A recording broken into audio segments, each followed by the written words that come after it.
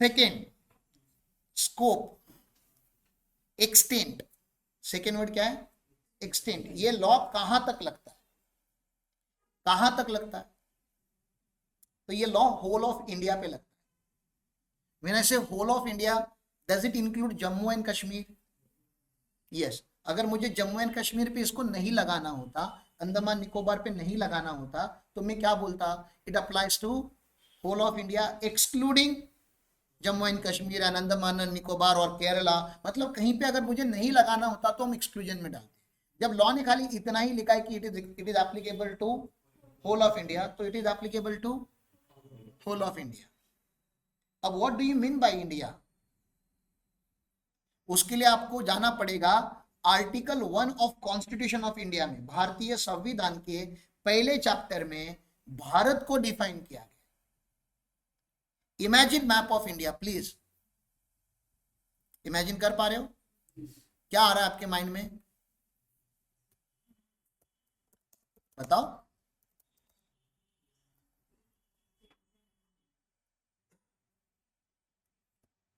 Map आ रहा है India का?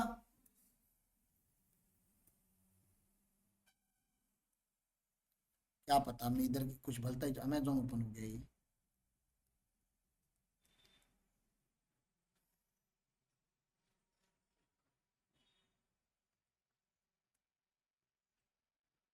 अरे ठीक है, ये तो मैप आया था आपके माइंड में, ऐसा कुछ मैप आ रहा है आपके माइंड में, तो इसको लैंड मास बोलते हैं। क्या बोलते हैं? लैंड मास, ठीक है ना। क्या भारत मतलब खाली जमीन? ये जो डिजाइन आपको दिख रहा है खाली उतना ही भारत है? ये पानी किसका है? ये बाजू में जो पानी है ये किसका है? कितना तक, कितना पानी इंडिया का पानी माना जाता है? 12 नॉटिकल माइल्स, 12 नॉटिकल माइल्स। जब भी आप डिस्टेंस एयर में और वाटर पे काउंट करते हो तो usually we follow nautical mile. Foreign में किलोमीटर नहीं होता, फॉरेन में रोड जब काउंट, लैंड पे डिस्टेंस जब काउंट किया जाता है तो दे काउंट इन माइल्स, ठीक है ना। Mile is bigger than kilometre, nautical mile is bigger than mile. समझ में आ रहा है? तो technically 1.83 kilometre, 1.83 kilometre is equal to 1 nautical mile. तो पानी के बीच, कभी भी आप बीच पे खड़े रहोगे तो देखने का कि ये भारत कहां तक है, तो 12 नॉटिकल माइल्स तक है। अब 12 नॉटिकल माइल, आपको नॉटिकल माइल समझ में नहीं आता कितना है, किलोमीटर तो समझता है। तो 12 को अगर 1.83 से मल्टीप्लाई करोगे तो क्या आएगा? 12 को मल्टीप्लाई करो 1.83 से, कितना किलोमीटर आ रहा है? 21 आ रहा है। मतलब गडिंगलज और आजरा,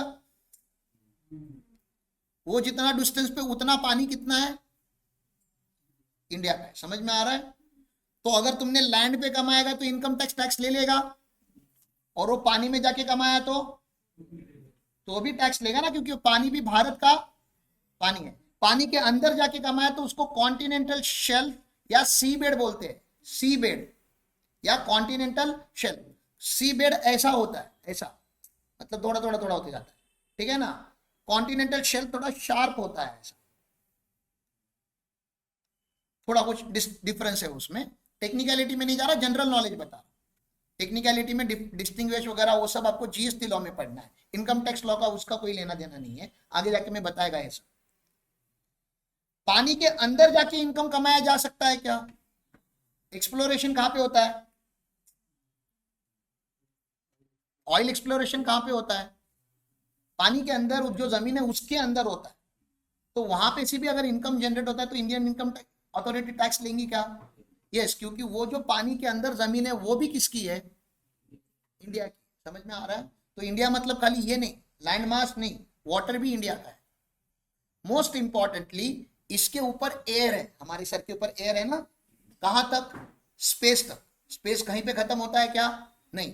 तो हमारे भारत के ऊपर खाली लैंड नहीं, लैंड प्लस वो 12 नॉटिकल माइल, इसके ऊपर का जितना भी स्पेस है, इसको इसरो आपने सुना होगा ना कभी, तो Indian space research, Indian space उसमें नाम है। मतलब इसरो रिसर्च किधर कर रहा है? इंडियन स्पेस में कर रहा है। इसके ऊपर जो स्पेस है वो हमारा है, तो स्पेस में पैसे कमाए तो हमको पैसा मिलेगा क्या, टैक्स मिलेगा क्या? तो स्पेस में कैसे पैसे कमाते हैं? सैटेलाइट सुना है कभी? तुमने अगर मुझे अभी व्हाट्सएप मैसेज भेजा या कॉल किया तो कॉल इधर की इधर कनेक्ट होता है? नहीं, इधर से कॉल आपके नियरेस्ट टावर पे जाता है। नियरेस्ट टावर सिंगापुर में किधर, तो ये सिग्नल भेजता है। सिंगापुर के जमीन ओशियन में हमारे इंडियन सैटेलाइट का सेटअप बेटा है, क्योंकि उसका और वहां पे ऊपर कनेक्शन इजीली हो जाता है। वो थोड़ा टिल्टेड है ना अपना अर्थ,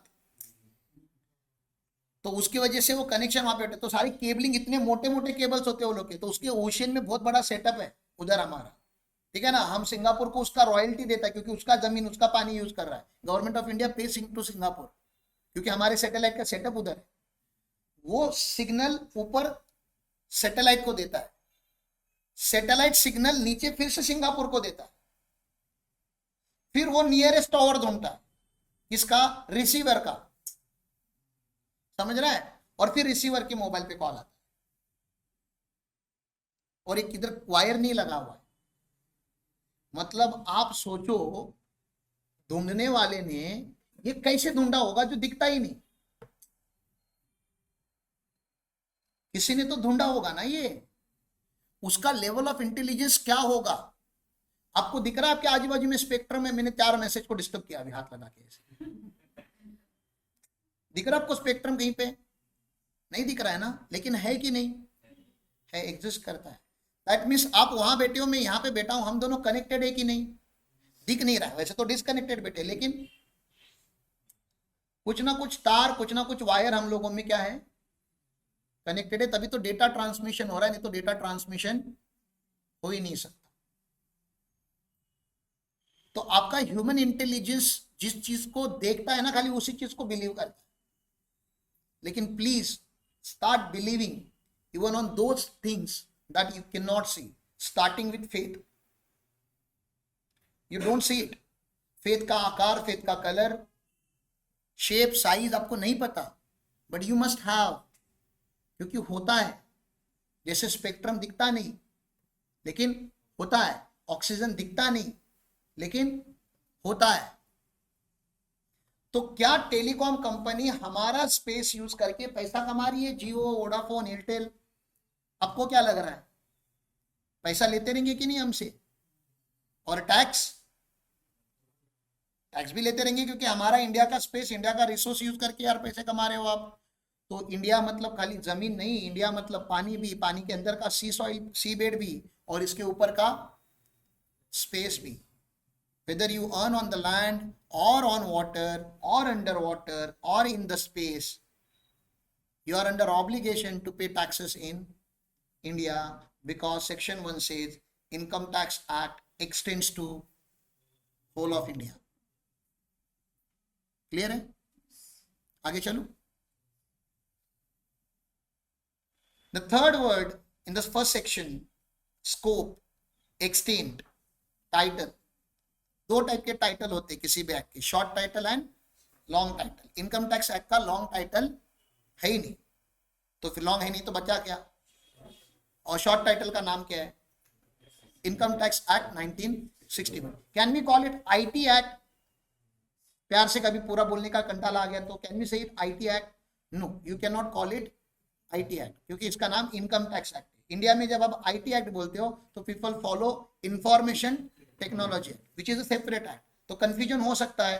तो do not, you please do not call this particular act as IT act. हम इसको पूरी इज्जत से बात करेंगे, इनकम टैक्स एक्ट 1961। तो आंसर लिखने के टाइम पे, इनकम टैक्स को रिप्लाई लिखने के टाइम पे, never use phrase IT act, always use पूरा इनकम टैक्स एक्ट 1961। दैट्स इस टाइटल। इसका नाम जो है उसी नाम से इसको बुला। एंड लास्टली एप्लीकेबिलिटी, कब से ये एक्ट इफेक्ट में आया है? तो ऑब्वियसली ये फाइनेंशियल ईयर पे लगता है, और फाइनेंशियल ईयर 1 अप्रैल पे चालू होता है, तो ये 1 अप्रैल में इफेक्ट में आया हुआ है। लेकिन 1961 में एक्ट आया है, तो इफेक्ट में कब आया होगा? 1 अप्रैल क्या बोलो? 1962 बोलना पड़ता है, 1961 नहीं बोलते, क्योंकि प्रीवियस ईयर में आप पैसे कमाते हो और असेसमेंट ईयर में टैक्स असेस होता है, तो फर्स्ट असेसमेंट ईयर जो था वो 61 62 नहीं था, वो फर्स्ट प्रीवियस ईयर था। 62 63 वाज फर्स्ट असेसमेंट ईयर, इसलिए इनकम टैक्स एक्ट इफेक्ट में जो आया वो 1 अप्रैल 1962 पे आया। एग्जाम देते रहोगे तो कोई एमसीक्यू में आ सकता है, बाकी सेक्शन 1 काम का नहीं है। जो चीज काम की नहीं है उसको भी आधा घंटा बोला, काम का नहीं है। कोई क्लाइंट आके नहीं पूछेगा बताओ इनकम टैक्स एक्सटेंड्स टू, लेकिन आपको जब पता चलता है तो आपको कैसा खड्डा हो गया बॉडी में, किधर एक दो होल बढ़ गए क्या? ठीक है ना, पता चला तो अच्छा लगता है कि नहीं? You understood something that you did not know, how do you feel now? 750 section है इनकम टैक्स एक्ट में, एक सेक्शन पता है आपको कौन सा? 1, क्या नाम है उसका? Scope, extend, title, application. What is the scope of income tax? It tax incomes other than agriculture income. What is the extent of income tax? It extends to, और होल को डिफाइन कर सकते हो ना, होल मतलब क्या, समझ में? होल, ठीक है ना? देन टाइटल, क्या टाइटल है? शॉर्ट टाइटल है कि लॉन्ग टाइटल है? Short title. क्या? इनकम टैक्स एक्ट 1961 इसका नाम। और एप्लीकेबल कब से हुआ था? 1 अप्रैल 1962। खत्म है, एक सेक्शन ओवर, एक सेक्शन हो गया। याद रखना पड़ेगा, रिवाइज करना पड़ेगा। मैं आपको खाली डेमोन्स्ट्रेट करके बता रहा हूं। आपके ह्यूमन इंटेलिजेंस को किसी ने अब तक टेस्ट किया ही नहीं, इंक्लूडिंग यू। तो आपको लगता है ये वीक है। I am challenging you, have faith in this process. I will prove you that your intelligence is far greater than what you have imagined. आपको पता ही नहीं है आपकी ताकत कितनी है, आपको आपकी ताकत का अंदाजा भी नहीं, क्योंकि किसी ने आज तक आपको आपसे इंट्रोड्यूस नहीं किया है। Nobody has introduce you to yourself, because people always introduce, like मैं अभी आके मैं आपके सामने आके किसकी बात करूंगा? ऑब्वियसली आई विल इंट्रोड्यूस, और somebody will introduce Ram to you. Nobody will say okay Saili come, I will introduce Saili to you. Come Dhanya, I will introduce Dhanya to you. Come Vijay, I will introduce Vijay to you. ऐसा कोई नहीं करता ना। Income tax is the process where you should stand in front of mirror every day and you should talk to yourself. और भाई life में कैसा चल रहा है? If you can introduce yourself to you, meet Mr. Ram, और फिर उसके आगे भी आप जो सेंटेंस बोलने वाले हो वो सेंटेंस मैटर करते हैं। What you think of yourself is the game. और क्योंकि फिर आपको पता है कि जब आप खुद से बात करना चालू करोगे, you will not have sentences. How will you introduce you to you? Try to write it down on a piece of paper, और फिर पता चलेगा ये मजबूत इंट्रोडक्शन नहीं लग रहा है, ये कुछ मजा नहीं आ रहा है। Then what can we change? Hi, my name is Ram Patil and I can teach you income tax sections without looking at it. कैसा लग रहा है आपको? मैंने पढ़ के सिखाया क्या आपको? सेक्शन 1 मैंने पढ़ा और सिखाया। कल मैं रिवीजन कर रहा था, क्या घर पे आपको याद किया के बताऊंगा? No, I know it. I am telling you, I don't know every section but I know majority section, और जो भी सेक्शन जो आपको पता होनी चाहिए उससे ज्यादा ही मुझे पता है। Without looking at it I can teach you. अच्छा है कि नहीं? पावरफुल लग रहा है कि नहीं? तो एक दिन आपको भी ऐसा बनना चाहिए ना। मैंने भी तो कहीं से शुरू किया होगा, मेरा भी कभी तो सेक्शन 1 मैंने लाइफ में पहली बार पढ़ा होगा, कभी तो मैंने भी ये सब कुछ याद किया है। मेरे स्कूल में नहीं पढ़ाया था इनकम टैक्स। मैं सीए बनने के बाद इनकम टैक्स पढ़ना चालू किया अच्छे से, क्योंकि सीए बनने के बाद इसका ताकत मार्केट में दिखा मुझे कि अरे इतना पावरफुल है ये। नासिक की कोई सीए फर्म है, मैं आपको एक एग्जांपल खाली बताने के लिए, टीडीएस करके एक चैप्टर है हमारी इनकम टैक्स लॉ में। TDS, there are 3 partners, 2020 qualified है, अब भी सीए बने वो लोग। तीनों पार्टनर्स ने डिसाइड किया we will not do traditional practice. हम 50 काम नहीं करेंगे हमारे ऑफिस में। हम प्राउडली कभी कभी बोलते हैं elite Gurukul provides 110 services. Sometime I think we are fools. उन्होंने डिसाइड किया 110 नहीं, we will provide only 1 service. 3 partner होते तो आप कम से कम ये तो बोलते ना, एक पार्टनर इनकम टैक्स करे, एक जीएसटी करे, एक कंप्लायंस करे, 3 तो अलग अलग बिजनेस लाने का try. All 3 partner decided that we will do only one thing, TDS. एक चैप्टर है इनकम टैक्स का, पूरा इनकम टैक्स एक्ट भी नहीं, एक छोटा सा चैप्टर जो पढ़ाने के लिए मुझको 15 से 18 घंटे शायद लगेंगे। छोटा सा चैप्टर इनकम टैक्स का। It's a case study now for all of us. 3rd year of their existence, they have crossed the turnover of 30 crore. Youngest chartered accountants of the nation. Single minded focus. तो ऐसा magical moment life में नहीं आता। आपको एक decision लेना होता है कि okay, this is it, this is my life, this is my dharma, this is what I am going to live every day, and this is what will bring the identity to me. मेरी identity tax से बनती है। मैं अपने आप में कोई भी चीज नहीं, मेरी इंडिविजुअल राम पाटिल करके कोई आइडेंटिटी नहीं है। Just because I teach taxation और आई अंडरस्टैंड टैक्सेशन, मेरी एक वजूद है, मेरा एक अंडरस्टैंडिंग है कि मेरे बाप दादा के एज के लोग भी मुझसे कंसल्टेंसी लेते हैं, दूसरे चार्टर्ड अकाउंटेंट्स हमसे कंसल्टेंसी लेते हैं, because somewhere they believe that this guy knows more than us, and that should not be the false statement, that should become true statement. आपके पास नॉलेज होगा तो नॉलेज बेच सकते हो, अगर होगा ही नहीं तो बेचोगे क्या? समझ में आ रहा है आपको? चालू करें फिर? पहला याद हो गया? थोड़ा टाइम और ले लूंगा चलेगा, क्योंकि आज हम थोड़ा लेट चालू किए थे। एक सेक्शन तो कोई भी याद रखता है, थोड़ा और रखने की याद करते हैं, ठीक है ना? सेक्शन 2 क्या होता है किसी भी लॉ में? Define definition for. What is the definition of definition? What is definition? Definition is a meaning assigned to particular term or phrase or word that will be used in the rest of the law. तो आगे law में relative करके word आता है। Income tax law का thumb rule ऐसा है कि कोई आपको अगर 50,000 का गिफ्ट देता है तो टैक्स नहीं लगता। 50,000 से ज्यादा अगर कोई गिफ्ट देता है, 50,000 और शगुन का 1 रुपया, तो पूरे अमाउंट के ऊपर टैक्स लगता है। तो किसी ने आपको 51,000 का गिफ्ट दिया तो 51,000 नहीं टैक्स होगा, 51,000 पूरा टैक्स होता है। समझ में आ रहा है? लेकिन आपके फादर ने आपको 2 करोड़ की जमीन दी तो 0 टैक्स। क्यों? Father is your relative. तो आपको नहीं लग रहा वो जो रिलेटिव का डेफिनेशन उस सेक्शन में लिखा होगा वो बहुत ही केयरफुली लिखना चाहिए, क्योंकि अगर वो केयरफुली नहीं लिखा तो आप लोग टैक्स की चोरी करना चालू कर दोगे। कैसे टैक्स की चोरी करोगे? मैं अपने क्लाइंट को बोलूंगा, अरे सर मैं फ्री में काम करता हूं, क्या ही पैसे दोगे आप? मत रहने दो सर, पैसे नहीं चाहिए, गिफ्ट दे दो बस। मैं क्या मांग लूंगा? फी नहीं चाहिए सर, काम तो ऐसे ही किया मैंने, आपका काम छोड़ दो अभी।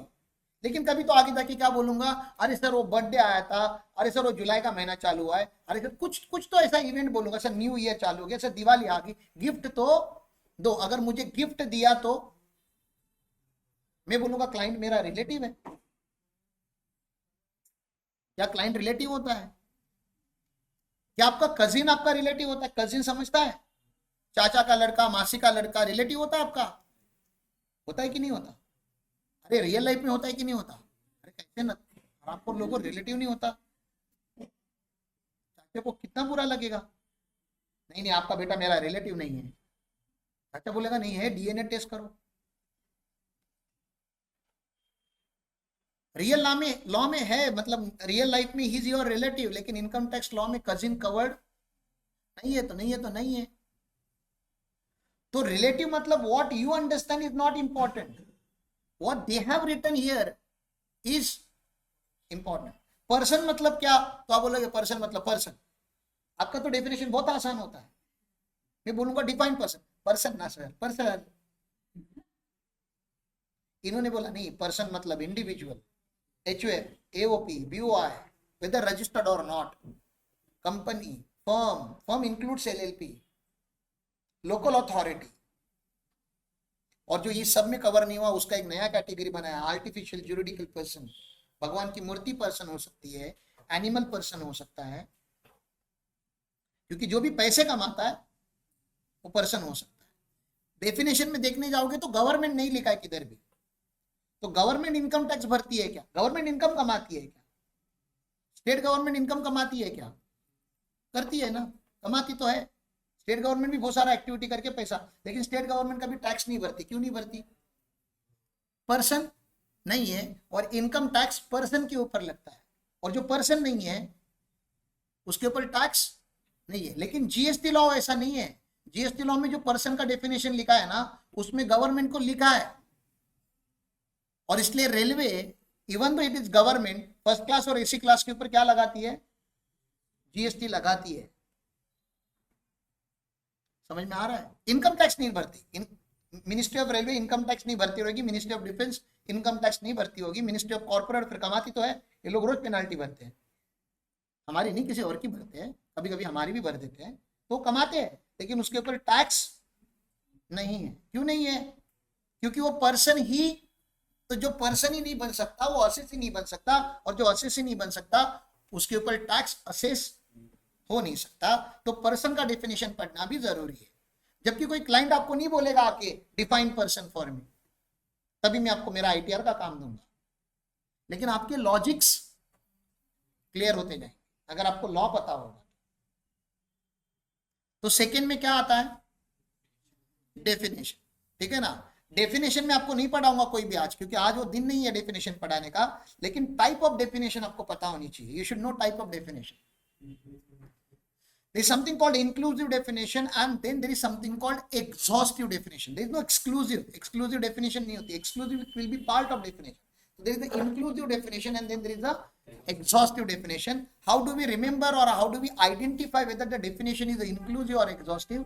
तो मैं आपको जब पर्सन का डेफिनेशन पढ़ाऊंगा तो मैं बोलूंगा पर्सन इंक्लूड्स। जब मैं आपको इनकम का डेफिनेशन पढ़ाऊंगा तो बोलूंगा इनकम इंक्लूड्स। लेकिन जब मैं प्रीवियस ईयर का डेफिनेशन पढ़ाऊंगा मैं बोलूंगा previous year means, assessment year means. तो जब मैं मींस से स्टार्ट करूंगा तो वो डेफिनेशन एग्जॉस्टिव होती है, जब मैं इंक्लूड से स्टार्ट करूंगा तो वो डेफिनेशन इंक्लूसिव होती है। सब दोनों में फर्क क्या है? बहुत बड़ा फर्क है। लीगल पार्लेंस में बहुत बड़ा फर्क है। जब भी कोर्ट उस डेफिनेशन को पढ़ के अंडरस्टैंड करने का ट्राई करता है तो they follow two types of approach. One approach is called लिटरा लेगिस and another approach is called reasonable construction या हिडन रूल भी बोला जाता है। ज्यादा टेक्निकल भाषा में नहीं जाते। There is something called interpretation of law. क्या होता है? हाँ, तो देयर इज अच्छा, चार चीजें बताता हूं आपको, देखो समझ में आ रही है क्या। पहला एक होता है लेजिस्लेटिव फंक्शंस ऑफ गवर्नमेंट या legislative functions in India. Legislative मतलब जो लोग लॉ बनाते हैं, we call them legislature. Legislature legislate the legislation. Legislatures legislate the legislation मतलब लॉ मेकर लॉ को बनाते हैं। Who is the legislation in India or who are the legislation in India? Who is having power to legislate the legislation? तो parliament, संसद, Lok Sabha and Rajya Sabha, वो लोग law बनाते हैं। गवर्नमेंट ऑफ इंडिया लॉ नहीं बनाता, संसद लॉ बनाती है। वो 540 मेंबर या 543 मेंबर आप लोग ने जो इलेक्ट करके वहां पे भेजे हैं, वो लोग लॉ बनाते हैं हमारे लिए, क्योंकि वो हमारे लॉ लोग बनाते हैं लोगों के लिए। अब लोग मतलब सारे लोग, 140 करोड़ लोग आके लॉ नहीं बना सकते, तो 140 करोड़ लोगों ने 544 या 543 लोगों को इलेक्ट किया है। Now it is their responsibility, opposition वगैरह सबको हाथ मिला के एक कोई तो एक ढंग का लॉ बनाएंगे। तो there is a legislative wing. ठीक है, समझ में आ रहा है? वो भी they will legislate the law. Second, एक बार कानून बन गया तो जो गवर्नमेंट हम बोलते हैं, गवर्नमेंट मतलब गवर्न करना, फॉलो करना। तो गवर्नमेंट का काम क्या है? जो लेजिस्लेशन ने लॉ बनाया है उसको एग्जीक्यूट करना। तो गवर्नमेंट को हम एग्जीक्यूटरी बॉडी बोलते हैं। समझ में आ रहा है मैं क्या बता रहा हूँ? तो there is ministry of finance. कौन सी मिनिस्ट्री?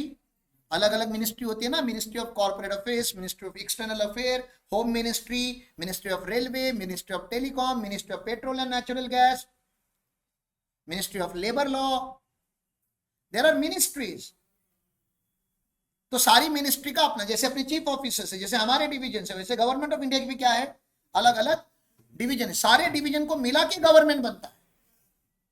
ओके, तो हर मिनिस्ट्री को एग्जीक्यूट करने का पावर और राइट और रिस्पॉन्सिबिलिटी देती है लॉ मेकिंग बॉडी। क्या आप, ये कानून है, ये इनकम टैक्स है, ये जीएसटी है, मिनिस्ट्री ऑफ फाइनेंस, आपकी रिस्पॉन्सिबिलिटी है इसको एग्जीक्यूट करना। और एग्जीक्यूट करने के लिए मिनिस्ट्री क्या करती है, इनकम टैक्स डिपार्टमेंट बनाती है, चीफ ऑफिसर्स उसके डिपार्टमेंट के, ठीक है ना, chief commissioners, principal chief commissioners, commissioner, principal commissioner, additional commissioner, joint commissioner, assistant commissioner, deputy commissioner, income tax officer, tax recovery officer, inspector, ऐसा पूरा एक सिस्टम बनता है। क्या करते हैं वो लोग? अपनी मनमानी कर सकते हैं क्या? नहीं, जो लॉ लेजिस्लेट हो चुका है उसको खाली एग्जीक्यूट करते हैं। गवर्नमेंट को लॉ बनाने का पावर नहीं है, पावर पार्लियामेंट के पास है। वो लोग लॉ बनाते हैं और ये लोग लॉ एग्जीक्यूट करते हैं। दोनों का रोल खत्म हो गया। तीसरा, उन्होंने जो लॉ बनाया और इन्होंने जो लॉ एग्जीक्यूट किया उसमें गैप आ सकता है, उसे रोको मत, जाने दो। उसे रोको मत, जाने दो। शब्द वही है, लेकिन क्या दो अलग अलग अपोजिट मतलब निकल रहे हैं? उसे रोको मत, जाने दो, इसको दो तरीके से पढ़ा जा सकता है। उसे रोको मत, जाने दो, उसे रोको मत, जाने दो, शब्द वही है, लेकिन क्या दो अलग अलग अर्थ निकल सकते हैं? तो गेम किसके ऊपर चेंज हो रहा है? कॉमा के ऊपर चेंज हो रहा है। तो comma can change the meaning of the sentence. किसी पार्क में या किसी जंगल में लिखा है all animals are our family members. इसका क्या इंटरप्रिटेशन लेना चाहिए आप लोगों को? कि वो जंगल में जो प्राणी वगैरह है वो हमारे फैमिली मेंबर्स की तरह है, उनको वही लव वही केयर दीजिए जो आप अपने आप फैमिली मेंबर्स को देते हो। तो छोटे भाई को पत्थर से मारोगे क्या? तो उधर बंदर दिखा, बंदर को पत्थर से मारोगे क्या? नहीं, because you love and care them as if they are family members. Government ने वो सेंटेंस लिखा था कि प्राणियों में रिलेशन देखो, रिलेशन में प्राणी नहीं, लेकिन लोग अलग अलग लेवल का इंटरप्रेट करते हैं। तो जब भी राइटर में और एग्जीक्यूटर में गैप आता है तो कहीं तो आवाज उठाने के लिए थर्ड प्लेटफॉर्म, एक इंडिपेंडेंट प्लेटफॉर्म होना चाहिए जो ये सोचेगा कि सही कौन है। समझ में आ रहा है आपको? उस बॉडी को हम इंडिया में जुडिशियरी बोलते हैं। जुडिशियरी का काम है इंटरप्रेट करना लेजिस्लेशन, जो लेजिस्लेशन ने बनाया था और एग्जीक्यूटिव बॉडी ने एग्जीक्यूट किया था, उसको जुडिशियल बॉडी, जुडिशियरी इंटरप्रेट करती है। Courts do not legislate. इसका क्या मतलब होता है? Supreme court, high court law नहीं बनाता, उनके पास पावर नहीं है। सुप्रीम कोर्ट और हाई कोर्ट खाली जो बना हुआ लॉ है उसको सही तरीके से इंटरप्रेट कैसे करने का वो बताता है।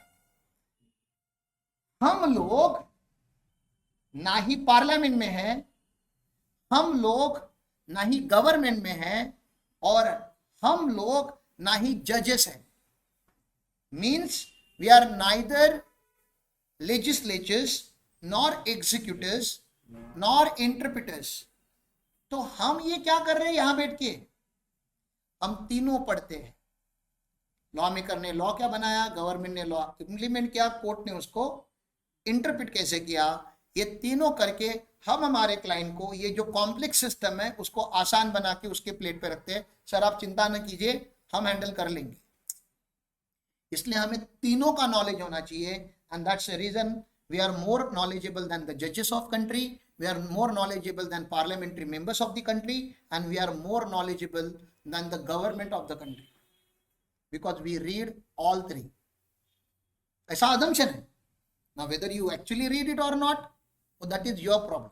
But the moment you say you are a chartered accountant, you are supposed to have multidimensional knowledge, and that's the reason people have respect for us.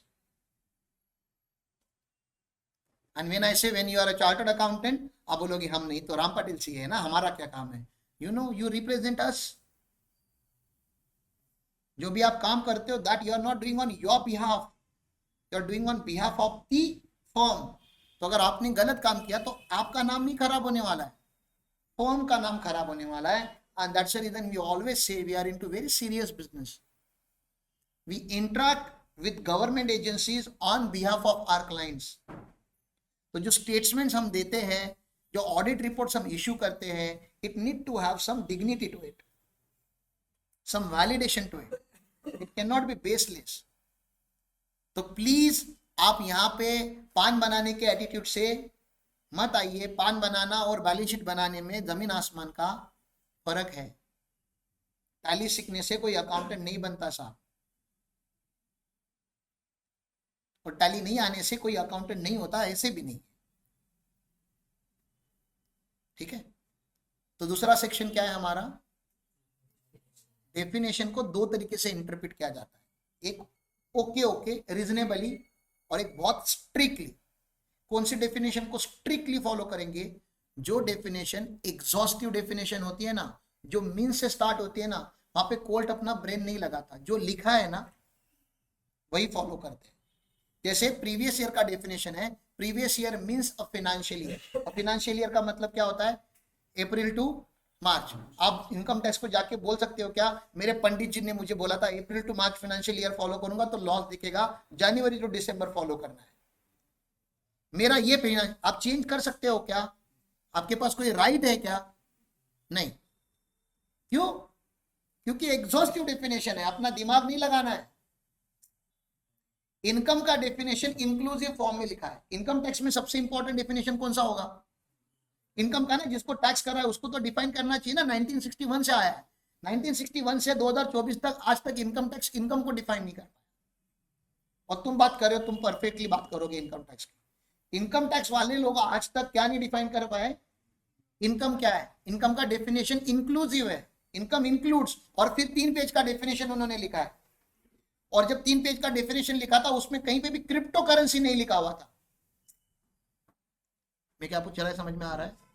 तो पार्लियामेंट में निर्मला सीतारमन को सवाल पूछा गया, क्रिप्टो करेंसी में ट्रेडिंग करना इंडिया में legal है कि इलीगल है? तो निर्मला सीतारमन ने बोला कि जिसका लॉ नहीं बना वो आज लीगल नहीं है. लॉ बना है क्या उसका इंडिया में?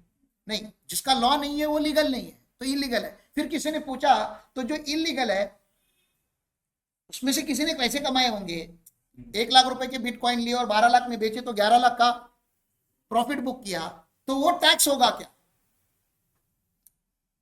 अरे आपके मन में भी ऐसा सवाल आना चाहिए ना. इधर भी इनकम टैक्स में नहीं लिखा है कि क्रिप्टो करेंसी को टैक्स करेंगे, तभी नहीं लिखा था. होगा कि नहीं होगा? निर्मला सीतारमन जी ने बोला होगा. किसी ने पूछा कहां लिखा है कि होगा, उन्होंने पूछा कहां लिखा है कि नहीं होगा.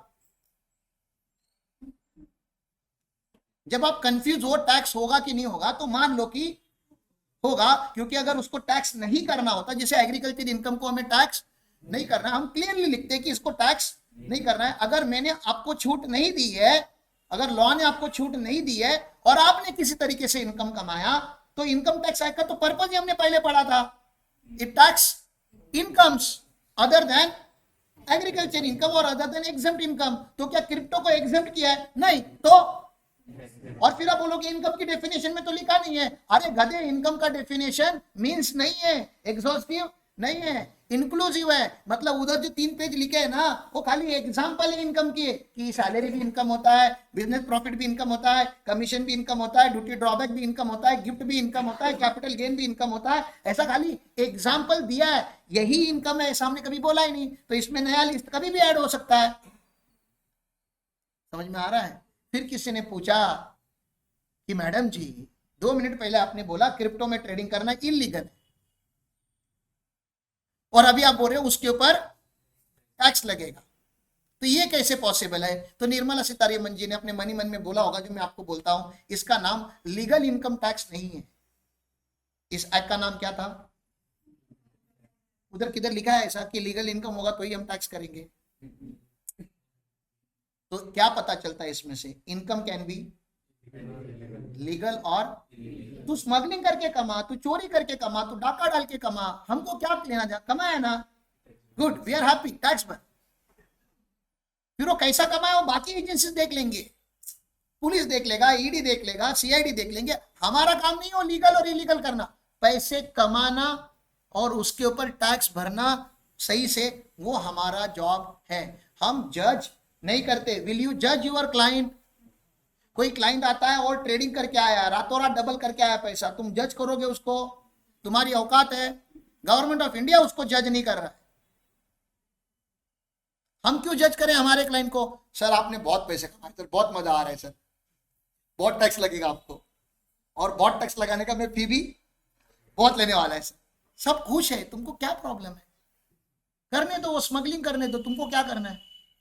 तुम उसको नैतिक चीजें मत समझाने जाओ कि सर ये रास्ते से पैसे नहीं कमाने चाहिए, ये गलत है सर। कैसा आप गोवा जाते हो हर दिन कसिनो में, कसिनो में पैसे नहीं कमाने चाहिए सर, जुआ नहीं खेलना चाहिए। वो उसकी बीबी या उसका हस्बैंड, उसके बच्चे उसको बता देंगे, और वो लोग भी बोलेंगे और खेलो और खेलो। कम से कम घर पे पैसे जाना चालू होगा तो एक बार बोल सकते हैं कि मत खेलो मत खेलो। अब वो जाए या आए, हमको उससे लेना देना नहीं है। आया होगा तो हम टैक्स करेंगे, गया होगा तो सॉरी बोलेंगे, सर सॉरी, उसका कुछ नहीं होता। सही रास्ते से पैसे अगर गए होंगे तो उसका गवर्नमेंट बेनिफिट देता है, सेट ऑफ देता है। गलत रास्ते से आपने लॉस किया होगा तो गवर्नमेंट बोलता है मस्ती किसकी। तो गवर्नमेंट अपने कन्वीनियंस के हिसाब से लॉ बनाता है। क्लियर है? There is another type of definition which is positive and negative. Positive मतलब कंपनी लॉ पढ़ने वाले लोगों को पता होगा, पब्लिक लिमिटेड कंपनी का डेफिनेशन इतना सेक्सी लिखा है ना वो लोग ने कंपनी लॉ में। A public limited company is a company which is not a private limited company. क्या भारी डेफिनेशन है, बता। वैसे हमारे इंडिया में फॉरेन इनकम को भी कभी कभी हम टैक्स करते हैं, इंडियन इनकम को तो करते ही होंगे। इंडियन इनकम मतलब जो इंडिया में कमाया। कभी कभी हम कौन सी इनकम को टैक्स करते हैं? फॉरेन इनकम को भी इंडिया में टैक्स करते हैं। फॉरेन इनकम का डेफिनेशन क्या भारी लिखा है पता है? Foreign income is the income which is not an Indian income. Domestic company और फॉरेन कंपनी भी होगा। फॉरेन कंपनी का डेफिनेशन पता है क्या है? Foreign company is the company which is not a domestic company. ऐसा भारी भारी डेफिनेशन लिखा है। इनको नेगेटिव डेफिनेशन बोलते हैं। वो डेफिनेशन पढ़ के घंटा कुछ समझ में नहीं आता वो बोल क्या रहा है। तो लाइफ में याद रखो, कभी भी आप कोई भी डेफिनेशन पढ़ते हो और वो डेफिनेशन समझने के लिए आपको किसी और डेफिनेशन पे जाके कोई और डेफिनेशन समझनी पड़ती है। वो डेफिनेशन समझने के बाद आपको पहली डेफिनेशन समझती है, तो पहली वाली नेगेटिव होती है, दूसरी वाली पॉजिटिव होती है। Law can not have two simultaneous negative definitions. हम डोमेस्टिक कंपनी को ऐसे नहीं लिख सकते, domestic company is a company other than foreign company.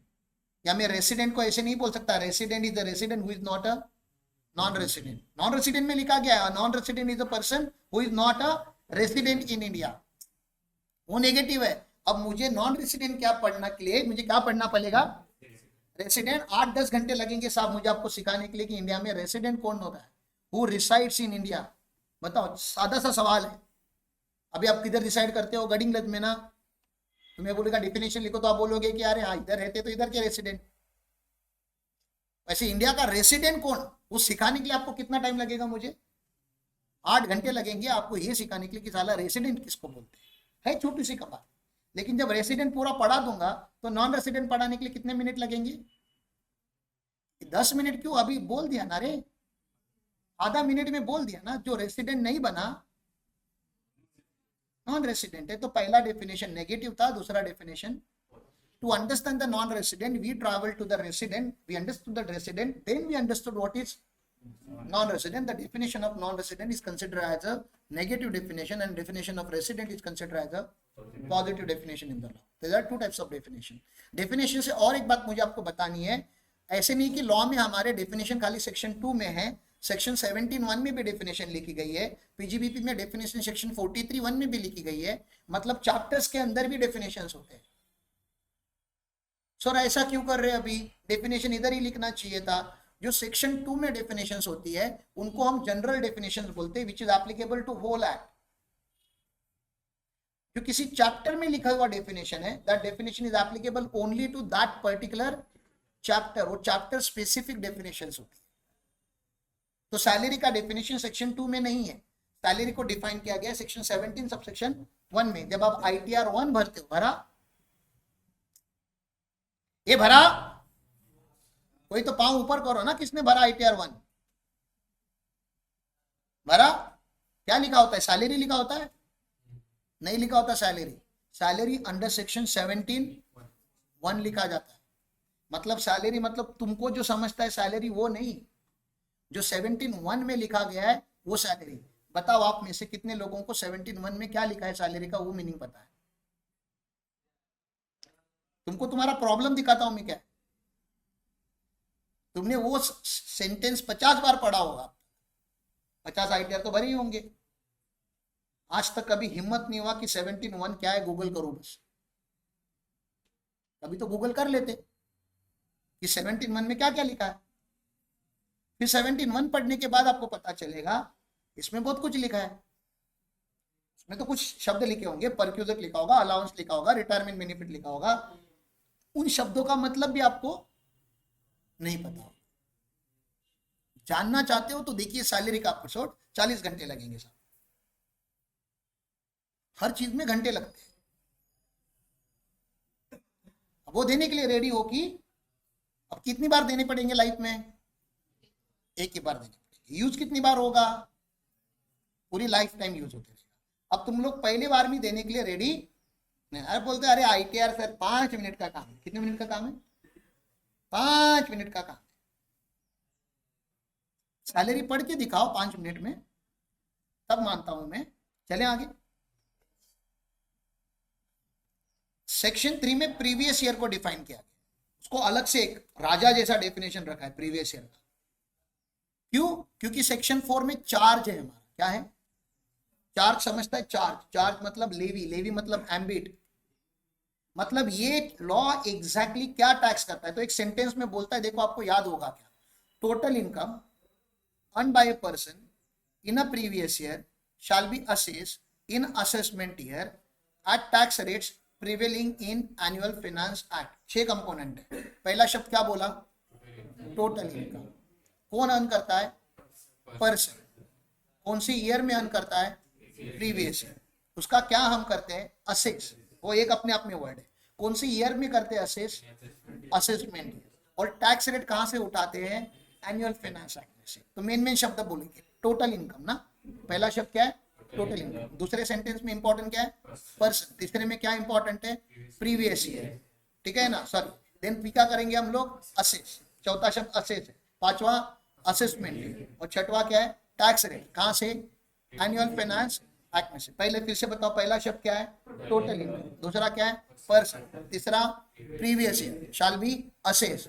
कौन सी ईयर में? Assessment year. Tax rates prevailing in annual finance act. फिर से टोटल इनकम, बोलो ना, बचपन में कभी किया? Total income earned by a person shall be assess. नहीं गलत। Total income earned by a person in a previous year shall be assessed in assessment year at tax rates prevailing in annual finance act। बोलो, at tax rates prevailing in annual finance act। total income earned by a person in a previous year shall be assessed in assessment year at tax rates prevailing in annual finance act। Tax rate prevailing in annual finance act. थोड़ा रोज याद करेंगे तो एक दिन हो जाएगा। मुझे उन सब से लेना देना नहीं है। इस पूरे सेंटेंस में एक शब्द आया प्रीवियस ईयर। इनकम जो आप अर्न करते हो कौन सी ईयर में? प्रीवियस ईयर में। उसको असेस किया जाता है। तो प्रीवियस ईयर को डिफाइन करना यहाँ पे जरूरी था before defining the charge. Charge कहां पे डिफाइन किया गया है? सेक्शन 4 में, charge of income tax. Charge किसके ऊपर है? प्रीवियस ईयर के ऊपर है। तो पहले क्या डिफाइन करना पड़ा? What is previous year. और फिर सेक्शन 2 में उसको क्यों नहीं एडजस्ट किया? क्योंकि उसकी अपनी एक वजूद है, अपना एक यूनिक कॉन्सेप्ट है। ऐसा जीएसटी में नहीं होता, ऐसा एक्साइज में नहीं होता, ऐसा कस्टम्स में नहीं होता। कस्टम्स, एक्साइज, जीएसटी में दो अलग अलग ईयर नहीं होते, सब कुछ उसी साल का उसी साल में होता है। Income tax is a beautiful law. Preparation कहीं और होता है, प्रेजेंटेशन कहीं और होता है। प्रिपरेशन, इनकम कमाया जाता है प्रीवियस ईयर में, असेस होता है असेसमेंट ईयर में। आप अभी असेसमेंट ईयर 24-25 में हो, लेकिन आप इनकम असेस कर रहे हो 22-23 का। जो मैंने पढ़ाना चालू किया है वो 24-25 प्रीवियस ईयर है, मतलब इसका असेसमेंट ईयर अभी आया नहीं है, आएगा। हम लोग असेसमेंट ईयर चालू होने से पहले ये लॉ खत्म करेंगे। How will you feel when assessment year starts? कि इस साल में जो भी होने वाला है, आई ऑलरेडी नो। ईयर चालू होने के बाद हम नहीं पढ़ते, we are proactive people. Future आने से पहले पढ़ा जाता है, क्योंकि फ्यूचर को डिजाइन किया जाता है, और डिजाइन करने के लिए उसका नॉलेज होना, प्रीवियस एक्शन को आपको प्रीवियस ईयर में लेनी है ना। असेसमेंट ईयर में तो खाली बैठ के बातें करनी है, टैक्स लगाना है, वो तो सारी चीजें हो गई, उसके ऊपर करना है ना। लेकिन फ्यूचर देख के आज एक्शन लेनी पड़ेगी, प्लानिंग करना पड़ेगा, तो आज करना पड़ेगा। टर्नओवर बढ़ाना होगा तो इस साल बढ़ाना होगा, प्रॉफिट बढ़ाना होगा तो इस साल, अगले साल मुझको लोन चाहिए तो मुझे इस साल प्रॉफिट बढ़ा के दिखाना पड़ेगा। एक्शन प्रीवियस ईयर में लिए जाते हैं, और असेसमेंट ईयर में वो खाली रिफ्लेक्ट होता है, रिजल्ट लगता है, वहां पे एग्जाम यहां दी जाती है। समझ में आ रहा है आपको? चार्ज ऑफ इनकम टैक्स में पहला शब्द मैंने बोला टोटल इनकम। पहला शब्द क्या बोला? उस टोटल इनकम क्या है वो भी तो बताना पड़ेगा ना। टोटल इनकम क्या है वो भी तो बताना पड़ेगा। टोटल इनकम को लिखा गया सेक्शन 5 में, स्कोप ऑफ टोटल इनकम। या तो व्हाट इज, जो टैक्स हो रहा है वो इनकम नहीं हो रहा है, जो टैक्स हो रहा है उसका नाम क्या है? Total income. आपने जब आईटीआर भरा होगा ना, तो ग्रॉस टोटल इनकम आता है, फिर चैप्टर 6 से डिडक्शन जाता है, उसके बाद जो आता है उसको क्या बोलते हैं? Total income. इनकम नहीं बोलते उसको, नेट इनकम भी नहीं बोलते। ग्रॉस में से कुछ माइनस होगा तो नेट आना चाहिए ना। वो बोलते नहीं नहीं नहीं, ग्रॉस टोटल इनकम में से डिडक्शन जाने के बाद टोटल इनकम बचता है, तो उन्होंने नाम दिया टोटल इनकम। तो हमको भी क्या बोलना पड़ेगा? चार्ज टोटल इनकम के ऊपर होता है। 100 घंटे लगते हैं मुझे ये पढ़ाने के लिए कि what is total income, 100 hours. क्योंकि आपको पांचों हेड का नॉलेज होना चाहिए, salary, house property, PGBP, capital gain, income from other sources, set of, clubbing and chapter 6 है। इतने सबको जब पढ़ाऊंगा तो उसका नेट इफेक्ट जो आता है वो होता है टोटल इनकम। लेकिन यहाँ पे उन्होंने इनकम को दो टुकड़ों में डिवाइड किया है, इंडियन इनकम और फॉरेन इनकम। इन दोनों को मिलाएंगे तो क्या बनता है? Total income. ऐसा आप समझिए, सेक्शन 5 में दो बातें लिखी गई, what is Indian income and what is foreign income, वो यहाँ पे लिखा गया। पहले 5 सेक्शन मुझे आपको अभी के अभी याद कराने हैं। We are into which act? Income Tax Act 1961. This act is divided into chapters. Chapters are divided into sections. Sections are divided into subsections. Subsections are divided into clauses, subclauses. Income tax is having how many chapters? 23 chapters. How many schedules? And what is the last section number? 298. In reality, it is having more than 750 to 800 sections. कभी count नहीं करने हैं, और करके मतलब भी नहीं, जब तक काउंट करोगे तब तक कुछ डिलीट हो जाएंगे, कुछ ऐड हो जाएंगे। 750 के आसपास सेक्शन पढ़ने हैं। उसमें से हमने पहले कौन से किया? आज फर्स्ट 5, ठीक है ना। 750 में से पहले 5 किए, ठीक है ना। किए मतलब पढ़ाया नहीं मैंने आपको, घर पे जाके किसी को बताओ मत मेरे को पहले 5 सेक्शन आते हैं, उनका खाली नाम बताया मैंने आपको। कंटेंट में पढ़ाना चालू नहीं करता, मैं पहले सॉइल प्रिपेयर करता है। मैं आपको एक हफ्ता टैक्स नहीं पढ़ाऊंगा, एक हफ्ता रोज खाली हम गप्पे मारेंगे ऐसे। मैं पढ़ाना, मैं बताएगा आज जब आपने लिखना चालू किया तब समझो मैंने पढ़ाना चालू किया। जब तक आपने लिखना चालू नहीं किया तब तक मैंने पढ़ाना चालू नहीं किया। मैं खाली बातें बता रहा हूँ आपको इनकम टैक्स की। एक एम्बियंस क्रिएट करने के लिए। समझ में आ रहा है? What is first section? सेटा याद रखो, SETA, सेटा। What is the scope of income tax? To tax income other than agriculture income. Extend, it extends to whole of India, ठीक है ना? Title, short title, applicability 1 April 1962, done with section. Section 2, definition, 2 types, inclusive, exhaustive, positive, negative. Section 3, previous year means a financial year. याद रखो उसके अंदर क्या लिखा है, previous year means a, इसलिए हम लोग हमेशा अप्रैल टू मार्च करते हैं, Jan to December calendar year यहाँ पे फॉलो नहीं होता। तो उसकी कुछ लॉजिक है, हम जब लॉ में जाएंगे तो आपको समझ में आएगा उसका क्या है। Section 4, charging section, charge of income tax क्या बोलता है? Total income earned by a person in a previous year shall be assessed in assessment year at tax rates prevailing in annual finance act. समझ में आ रहा है आपको? Then what is total income? ऐसा मन में आपके क्वेश्चन आना चाहिए। मैं बोलेगा section 5, scope of total income, 2 types of income, Indian income, foreign income. फिर से एक बार बताओ, we are into which act? Income tax act 1961। How many chapters? How many sections? 298, but in reality 750, ठीक है ना? How many schedules? Then rules, then notification, then circular, then case law. इन सबको मिला के क्या बनता है?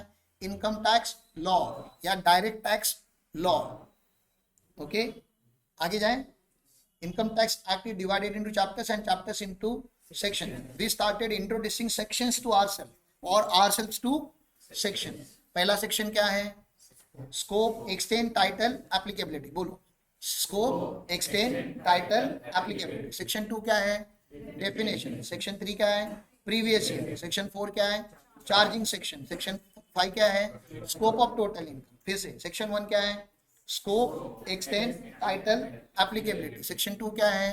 डेफिनेशन। 3 क्या है? Previous year. 4 charging section. 5 scope of total income. Scope of total income पूरा नाम उसका है, स्कोप ऑफ टोटल। फिर से सेक्शन 1 क्या है? Scope, extend, title, applicability. 2 क्या है? डेफिनेशन। 3 क्या है? Previous year. 4 charging section. 5 scope of total income.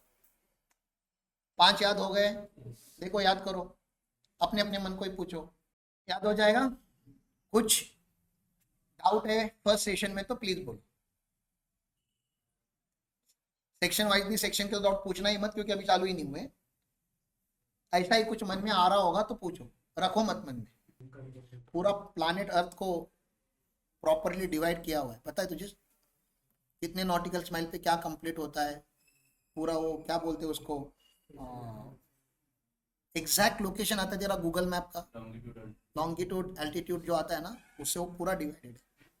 सब कुछ काउंटेड है, होल प्लैनेट को काउंट करके रखा हुआ, वो डिसाइडेड है। किलोमीटर कैसे काउंट होता है, तो वैसे नॉटिकल माइल भी काउंट होता है। ऑलराइट, नमस्कारम, thank you for the day.